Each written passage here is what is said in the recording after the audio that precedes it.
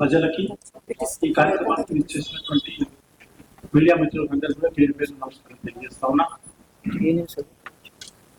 ఈ రోజు ఈ ప్రెస్ మీట్ ముఖ్య ఉద్దేశం శ్రీలింగంపల్లి నియోజకవర్గ ఎమ్మెల్యే గారు చేస్తున్నటువంటి గురించి పెట్టినటువంటిది. మళ్ళీ అరకెప్పుడు గాంధీ గారి యొక్క వ్యవహారం, అనారోగ్య పిటిషన్ అయితేనేమి, భూ వివాదాలు అయితేనేమి చూసినట్టయితే ఇది ఎట్లుందంటే నోటితో నవ్వి నొసలతో ఎక్కిరించినట్టుకుంది. మనందరికీ తెలుసు బీఆర్ఎస్ పార్టీ టికెట్ మీద ఎమ్మెల్యే చేసినటువంటి అరకెప్పుడు గాంధీ రాష్ట్రంలో ప్రభుత్వం మారగానే తన సొంత రాజకీయ స్వార్థ ప్రయోజనాల కొరకు మరి పార్టీ మారినటువంటి విషయం అందరికి కూడా తెలుసు. పార్టీ మారిన వెంటనే ఆయన చెప్పిన విషయం ఏంటంటే అభివృద్ధి కొరకు నేను మారుతున్నా అని చెప్పింది. అభివృద్ధి కొరకు మారుతున్నా అని చెప్పినటువంటి అరకెప్పుడు గాంధీ ఎప్పుడైతే BRS party anti defection laws ని ప్రయోగిస్తూ అనర్హత పిటిషన్ ని దాఖలు చేసిందో అప్పుడే వెంటనే యూటర్న్ తీసుకొని ఏమన్నాడు, లేదు లేదు నేను వేసుకున్నటువంటి కండువా కాంగ్రెస్ కండువా కాదు, అది దేవుని గుడిలో వేసుకున్నటువంటి కండువా, రేవంత్ రెడ్డి గారి ఇంటికి పోయి వేసుకున్నాయి అన్నాడు. నేను అడుగుతా ఉన్నా, రేవంత్ రెడ్డి ఇల్లు ఏమన్నా గుడా, లేకపోతే రేవంత్ రెడ్డి ఏమన్నా పూజారా, ఈయన ఆయన భక్తుడా? ప్రజలు నవ్వుకుంటా ఉన్నారు. రెండోది, సరే అయ్యా నువ్వు మరి కాంగ్రెస్ పార్టీలో నేను మారలేదు, నేను బీఆర్ఎస్ లోనే ఉన్నా అని చెప్పి అప్పుడు చెప్తే మా పార్టీ ఎమ్మెల్యే అయినటువంటి కౌశిక్ రెడ్డి గారు, సరే మరి నువ్వు కాంగ్రెస్ పార్టీ మారినట్టయితే నేను వస్తా మీ ఇంటికి, మనం కలిసి గులాబీ జెండాను ఎగిరేద్దాం బీఆర్ఎస్ పార్టీది, అక్కడి నుంచి బీఆర్ఎస్ తెలంగాణ భవన్ కి వెళ్దామని చెప్తే ఆయన ఇంటి మీదకి పోయి దాడి చేసి చెప్పకనే చెప్పినావు నువ్వు కాంగ్రెస్ పార్టీ చేరినా అని. మూడవదిగా, గత సంవత్సరం రాహుల్ గాంధీ గారు హైదరాబాద్కి విచ్ చేస్తే కాంగ్రెస్ పార్టీ టికెట్ మీద గెలిచినటువంటి ఎమ్మెల్యేలు, వాళ్ళ నాయకులు, వాళ్ళ అధ్యక్షులు, పార్టీ అధ్యక్షులు, కాంగ్రెస్ పార్టీ అధ్యక్షులు వాళ్ళందరూ అటెండ్ అయినటువంటి మీటింగ్ కి నువ్వు అటెండ్ అయినావు అరకెప్పుడు గాంధీ. ఏ హోదాలో అటెండ్ అయింది అరకెప్పుడు గాంధీ? బీఆర్ఎస్ పార్టీ టికెట్ మీద గెలిచి పార్టీ మారలేదు అని ప్లేట్ ఫిరాయించిన నువ్వు ఏ హోదాలో ఆ మీటింగ్ అటెండ్ అయినావు? ఈ విషయాలన్నీ ప్రజలు గ్రహిస్తారు. ఈ రోజు గందరగోళమైనటువంటి పరిస్థితి. ఎందుకంటే మేమందరం కానీ చెల్లింగపల్లి నియోజకవర్గంలో ఉన్నటువంటి ప్రజలందరూ ఏమనుకుంటే అనర్హత పిటిషన్ వేసిరు, తప్పించుకోలేరు, కాకపోతే దీన్ని డిలే చేసి ఎలక్షన్ 6 నెలల ముందు నిర్ణయం ఇస్తారు, మళ్ళీ ఎలక్షన్స్ తో పాటు జనరల్ ఎలక్షన్స్ తో పాటు ఈ ఎలక్షన్ కండక్ట్ చేస్తారని అనుకున్నాం. కానీ ఈ రకమైనటువంటి తీర్పు వస్తుందని చెప్పి ఎవరు ఊహించలేదు. స్పీకర్ గారు ఈ పిటిషన్ ని పరిశీలిస్తున్నప్పుడు బీఆర్ఎస్ పార్టీ నాయకులు అన్ని ఎవిడెన్స్ తో ఇవ్వడం జరిగింది. ఆ ఎవిడెన్స్ ని సరైన విధంగా అప్రిషియేట్ చేయలేదు, సరైన విధంగా పరిశీలించకుండా రాజ్యాంగ స్ఫూర్తికి విరుద్ధంగా, చట్టానికి విరుద్ధంగా ఈ యొక్క తీర్పు ఇచ్చినట్టుగా మేము భావిస్తాము. తప్పకుండా దీని మీద రాబోయే రోజుల్లో మరి బీఆర్ఎస్ పార్టీ తప్పకుండా అప్పీల్ పోతుంది. అదొకటి. రెండోది, అందరూ ఏమనుకుంటా ఉన్నారంటే ఈ రాష్ట్రంలో జరుగుతున్నటువంటి గత కొన్ని రోజులుగా చూస్తా ఉన్నాం అవినీతి ఆరోపణలు. ఎమ్మెల్సీ కవిత గారు 307 సర్వే నంబర్ గురించి, అదేవిధంగా హైదరాబాద్ లో ముఖ్యంగా బీఆర్ఎస్ పార్టీ టికెట్ మీద గెలిచినటువంటి ఎమ్మెల్యేలు వాళ్ళ మీద, అంటే మా వాళ్ళ మీద నిరాధారమైనటువంటి ఆరోపణలు అభియోగాలు చేస్తా ఉంది. ఉదాహరణకి ఐడిపిఎల్ భూముల్లో 4,000 కోట్ల అవినీతి జరిగిందని, కూకట్పల్లి నియోజకవర్గంలో ఎక్కడ ప్రభుత్వ స్థలం ఉన్నా బ్లూ షీట్స్ కనిపిస్తున్నాయని, పీటీ టీం తెలంగాణని దోపిడీ చేయడానికి పార్టీ మారిందని, డబ్బులు సంపాదించుకోవడానికి మారిందని చెప్పి ఒక నిరాధారమైనటువంటి అభియోగం చేసింది ఎమ్మెల్సీ కవిత గారు. నిరాధారమైనటువంటి నేను ఎందుకంటున్నా అంటే ఆమె ఎలాంటి డాక్యుమెంట్ ఎవిడెన్స్ కూడా చూపించకుండా ఒక అభియోగం చేస్తే, మరి పక్కన నియోజకవర్గంలో ఉన్నటువంటి ఎమ్మెల్యే మాధవ కృష్ణారావు గారు తను నేను ఇలాంటి అవినీతి జరగలేదు, చేయలేదు, ఒకవేళ నేను అవినీతి జరిగితే నా మీద చర్యలు తీసుకోండి, మొత్తం విచారణ జరిపించండి అని సీఎం రేవంత్ రెడ్డి దగ్గరికి వచ్చి సిబిఐ దాకా అందరికి కూడా లెటర్లు పెట్టడం మనం చూస్తా ఉన్నాం.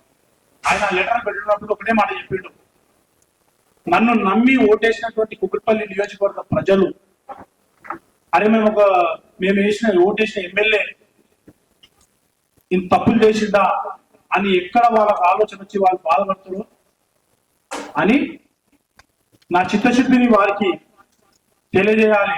ఎందుకంటే ప్రజలకు నేను జవాబుదారీతనంగా ఉండాలని చెప్పి మీడియా ముఖంగా చెప్పిన ప్రకారమే రేవంత్ రెడ్డి గారి విచారణ జరపమని అప్లికేషన్ ఇవ్వడం జరిగింది.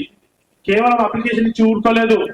రేవంత్ రెడ్డి గారు ఇచ్చినటువంటి పిటిషన్ మీద మీరు కనుక విచారణ జరపకపోతే ఈ కవిత గారు చేస్తున్నటువంటి అభియోగాల వెనుక నువ్వు ఉన్నావని మేము అనుకుంటామని చెప్పి అన్నప్పుడు దాని మీద విచారణ జరుగుతోంది. అదే కాదు, కుకట్పల్లి నియోజకవర్గంలో ఉన్నటువంటి ప్రతి ప్రభుత్వ స్థలం మీద కూడా ఈ రోజు విచారణ జరుగుతూ ఉంది.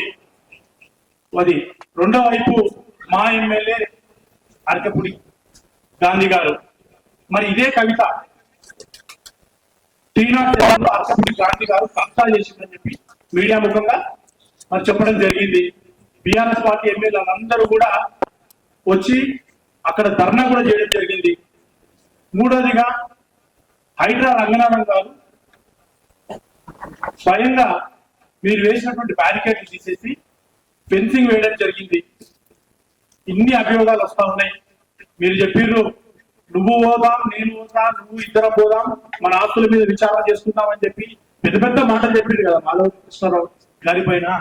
మరి ఈ రోజు ఆయన తన చిత్తశుద్ధిని నిరూపించుకుంటూ తన ఓటేసిన ప్రజల ఒక నమ్మకాన్ని నిలబెట్టే విధంగా ఎంక్వైరీ చేయమని చెప్పేసి అన్ని ప్రభుత్వ రంగ సంస్థలతో పాటు ఇన్వెస్టిగేషన్ ఏజెన్సీస్ తో పాటు ఈడీతో పాటు రాష్ట్ర ముఖ్యమంత్రికి మరి కేంద్ర మంత్రి కిషన్ రెడ్డి గారికి కూడా లెటర్ రాతపూర్వకంగా మరి ఇవ్వడం జరిగింది. మరి నువ్వు నీతి మంత్రుడేగా, నిజాయితీ పరుడే కదా, నీ పేర్ల గాంధీ ఉందినా? మరి ఈ రోజు అరకపూడి గాంధీ, మరి ఎందుకంటే అరకపూడి గాంధీ గారి మీద ఒక్క అభియోగం కాదు, అటు 307 మీద అభియోగం. రెండోది 1009 కుకట్పల్లి నియోజకవర్గంలో Kukatpally village survey number JNTU పక్కన ఉన్నటువంటి 11 ఎకరాల మీద కూడా అభియోగాలు ఉన్నాయి. గత 2-3 సంవత్సరాల క్రితం కూడా మనం మీడియాలో చూసినాం. శ్రీనివాస నగర్ అక్కడ కూడా ఒక మహిళని ఇబ్బంది పెట్టిందని చెప్పేసి అప్పుడు మీడియాలో వచ్చినాయి. ఇట్లా ఒక్కటి కాదు, అరకపూడి గాంధీ గారికి ఎన్నో అభియోగాలు ఉన్నాయి. మరి నీకు ఓటేసినటువంటి ప్రజలుగా మరి నువ్వు నీతిమంతుడు అయితే, నీకు చిత్తశుద్ధి ఉంటే, నువ్వు తప్పు చేయనట్టయితే నువ్వు ఎందుకు రాయవు లెటర్? ఈడీకి లెటర్ రాయి, సిబిఐకి విచారణ చేయమని అడుగు, ముఖ్యమంత్రి గారిని అడుగు. ఇవన్నీ ఎందుకు చేయట్లేదు? ఎందుకు తప్పించుకుంటున్నావు నువ్వు? నీ పక్కకు ఉన్నటువంటి ఎమ్మెల్యే మాధవ కృష్ణారావు గారు రాసిరు, నిన్నటి వరకు నీ మీద ఉన్న అభియోగం ఉన్నాయి. ఉంటే నీ పేరు మచ్చ వచ్చిందని చెప్పి, నీ బండారం బయటపడుతుందని చెప్పి నువ్వే ఎమ్మెల్సీ కవిత గారిని ప్రేరేపించి మాధవ కృష్ణారావు గారి మీద పుట్టిందని ప్రయత్నం చేస్తున్నామని మేము ఎందుకు అనుకోవద్దు. ఈ రోజు షేర్లింగపల్లి నియోజకవర్గ ప్రజలు సిగ్గుపడతారు.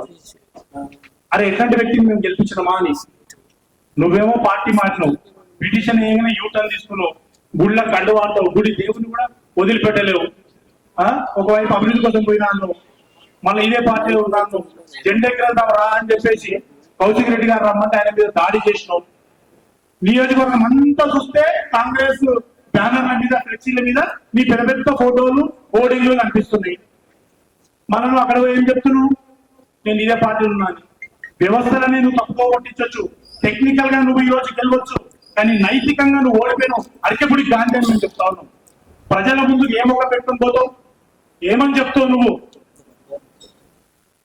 గమనించుకో. ఈ రోజు టెక్నికల్ గా నువ్వు గెలవచ్చు, అందరికి తప్పుదో పట్టించి, కానీ ప్రజాక్షేత్రంలో తప్పకుండా నీకు శిక్ష తప్పదని చెప్పేసి ఈ సమయంలో ఈ సందర్భంగా బీఆర్ఎస్ సైనికులను హెచ్చరిస్తా ఉన్నాం. నీకు నిజాయితీ ఉంటే ఇప్పుడు కూడా నువ్వు అవినీతి పాల్పడకపోతే, నువ్వు కబ్జా చేయకపోతే, నువ్వు విచారణకు, ఎంక్వైరీకి మరి సొంతంగా నువ్వే లెటర్ రాస్తా ఉన్నావు కదా. మాధవ కృష్ణారావు గారిని ఛాలెంజ్ చేసినావు కదా.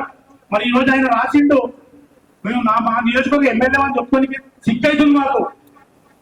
సో దయచేసి మరి ఇప్పుడుకైనా ఏ మాత్రమైనా నిజాయితీ ఉందా, ఏమాత్రమైన నువ్వు చిత్తశుద్ధి ఉన్నా, ఏమాత్రమైన నీ మీద నీకు నమ్మకం ఉంటే నువ్వు లెటర్ రాయి విచారణకు ఆదేశించుకోవాలని చెప్పి మేము కోరుకుంటా ఉన్నాం. షేరింగ్ ప్రజలందరూ నీ వైపు చూస్తా ఉన్నారు. ఇకనైనా నీ బుద్ధి మార్చుకో.